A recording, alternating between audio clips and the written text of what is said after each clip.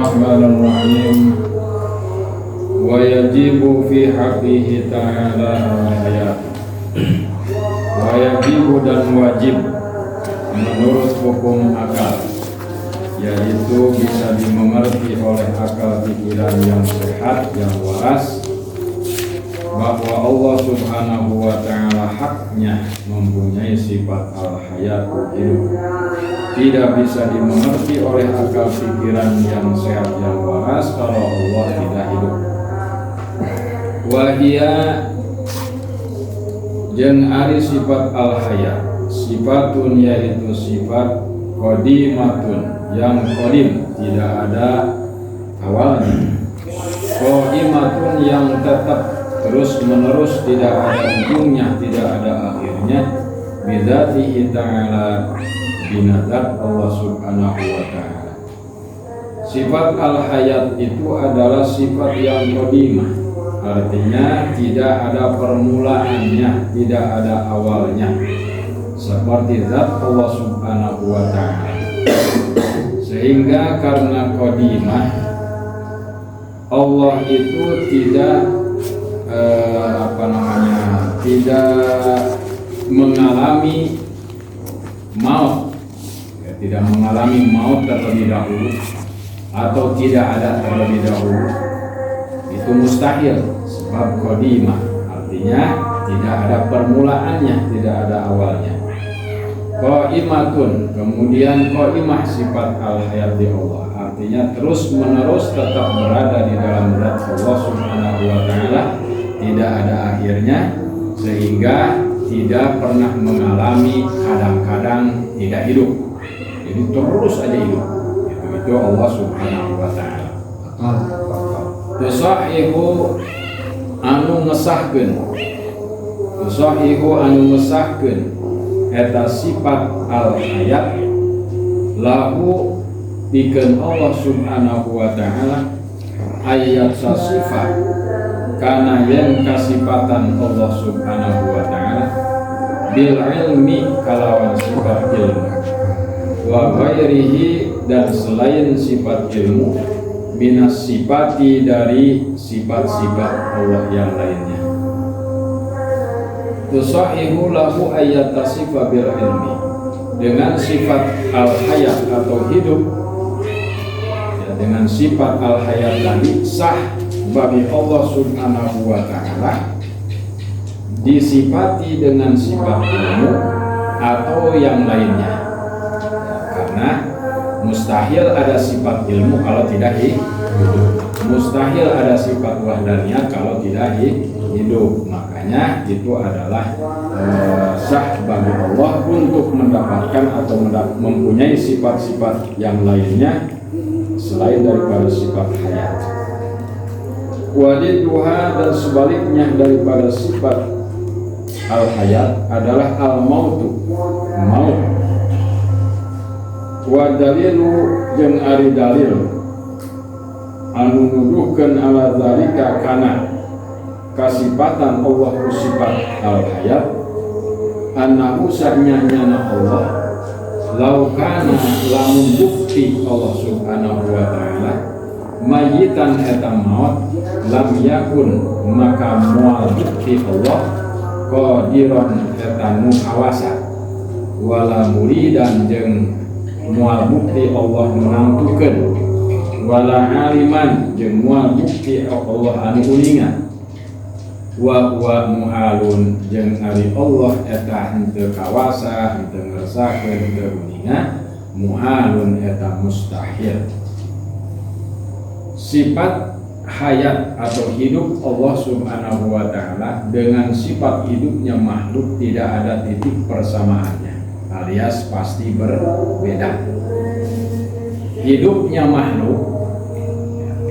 makhluk tandanya pertama, kalau hewan tandanya hidup adalah adanya ambekan, napas, adanya napas, ambekan, itu tandanya hidup hewan.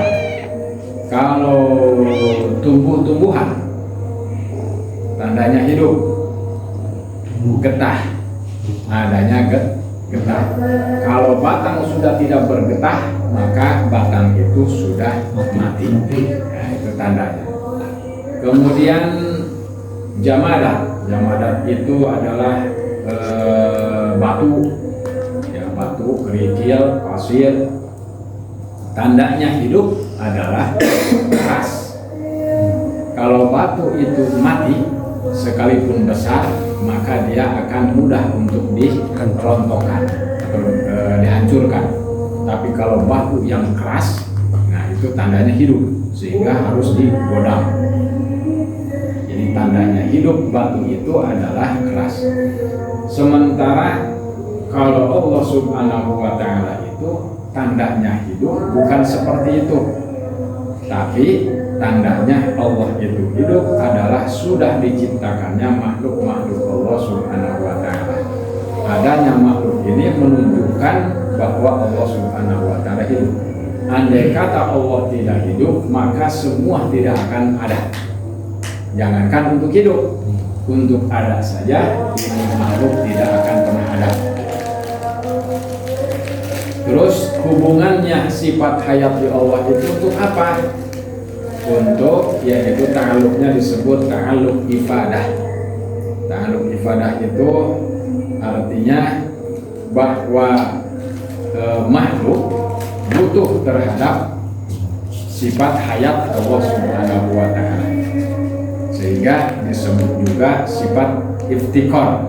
Artinya iftikar bahwa makhluk butuh terhadap sifat hayat Allah. Kemudian disebut sifat jalal. Disebut sifat jalal karena menunjukkan keagungan kehebatan Allah Subhanahu wa Ta'ala. Terus sifat al-hayat di Allah Subhanahu wa Ta'ala itu perbedaan dengan makhluk. Sifat hayat di Allah Subhanahu wa Ta'ala tidak bergantung kepada apapun.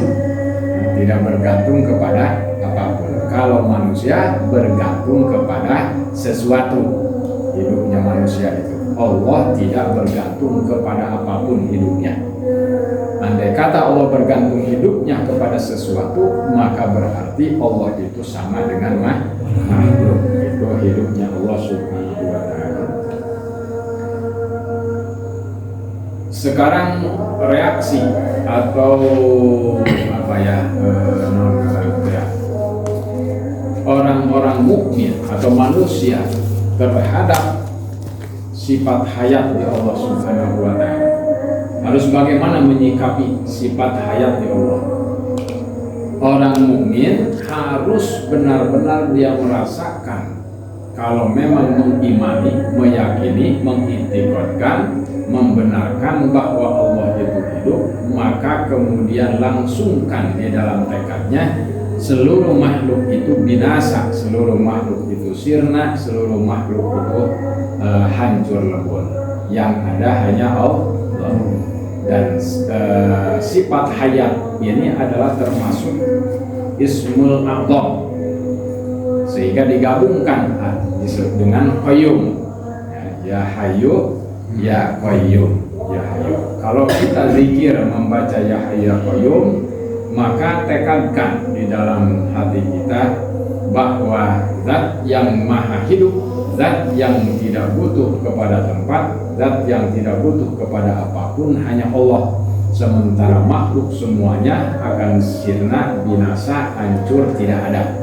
Yang ada hanya Allah. Sehingga singkatnya, kalau lagi zikir Ya Hayyu Ya Qayyum, yang ada Allah, yang ada Allah, yang hidup Allah, yang hidup Allah, yang hidup Allah, yang hidup Allah.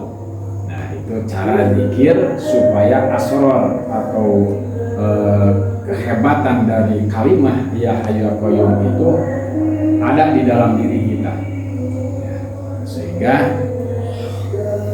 Sunan Kalijogo mempunyai murid namanya Sunan Geseng. Ketika Sunan Geseng ini masih belum hebat, ya, apa-apanya belum hebat, masihlah mualaf ibaratnya. Kemudian melihat Sunan Kalijogo bisa sholat di atas air, bisa jalan di atas air. Bertanyalah itu Sunan Geseng, wahai Sultan, kok Sultan bisa berjalan di atas air, bisa sholat di atas air? Ilmunya gimana itu ilmunya? Nah, kemudian kata Sunan Kalijogo, kalau kamu memang pengen, sekarang kamu sujud di atas batu itu dan baca ya Hayyu ya Qayyum. Akhirnya sujud, jangan bangun dari sujud itu sebelum saya datang ke sini lagi. Jalanlah itu Sunan Kalijogo, Sunan Geseng di atas batu sujud. Yang dibaca ya Kayu, ya Kayum, ya Kayu, ya Kayum, ya Kayu, ya Kayum. Jadi lain ya Hayyu ya Qayyum bacaan ya Kayu, ya Kayum, ya Kayu, ya Kayum. Malum Jawa baheula. Tapi yakin sujud dibaca itu. Nah kemudian Sunan Kalijogo yang amanatnya jangan bangun sebelum saya datang lupa. Akhirnya setelah berminggu, berbulan, bertahun baru ingat sadar. Ternyata punya murid yang disuruh jangan bangun sebelum dia datang. Lupa, tempatnya udah lupa. Jago itu dicari, udah artinya semak belukar. Sudah menjadi hutan belantara. Saking pusingnya Sunan Kalijogo jangan ketemu, dibakar semua. Itu si lahan tadi dibakar. Setelah dibakar semua terbakar, sampailah ada batu juga yang menyala api, terbakar. Dan ternyata di atas batu itu ada orang yang sedang sujud, tapi udah tutup, udah geseng nih. Pas dideketin ternyata muridnya. Nah, kalau bajunya semua terbakar, cuman kulit enggak terbakar. Nah maka terkenalah beliau itu dengan sebutan Sunan Geseng, murid kesayangan daripada Sunan Kalijogo. Dan akhirnya setelah itu beliau bisa ilmu seperti Sunan Kalijogo, bisa sholat di atas air, bisa berjalan di atas air. Nah yang dibaca apa itu? Ya Hayyu ya Qayyum, ya Hayyu ya Qayyum. Artinya bahwa Sunan Geseng ini meyakini yang hidup itu Allah, dia sendiri mati, semua tidak ada. Nah awal mula zikirnya dia belum bisa seperti itu, tapi setelah berhari berminggu dia dalam keadaan posisi sujud itu sudah hilang semuanya. Yang ada itu dalam zikirnya hanya Allah yang hidup. Nah kalau kita sudah bisa seperti itu luar biasa. Caranya untuk mendapatkan sesuatu karomah dari wirid, dari zikir yang dibaca, maka masukkan ke dalam jiwa. Kalau kita zikir ya Hayyu ya Qayyum, maka masukkan ke dalam jiwa bahwa diri kita binasa, diri kita hancur, alam semesta hancur, semua hancur kecuali hanya Allah. Nah kalau sudah seperti itu nanti akan keluar ya maunahnya, akan keluar karomahnya dari wiridan tersebut. Itu cara menjiwai wiridan. Nah mustahil Allah itu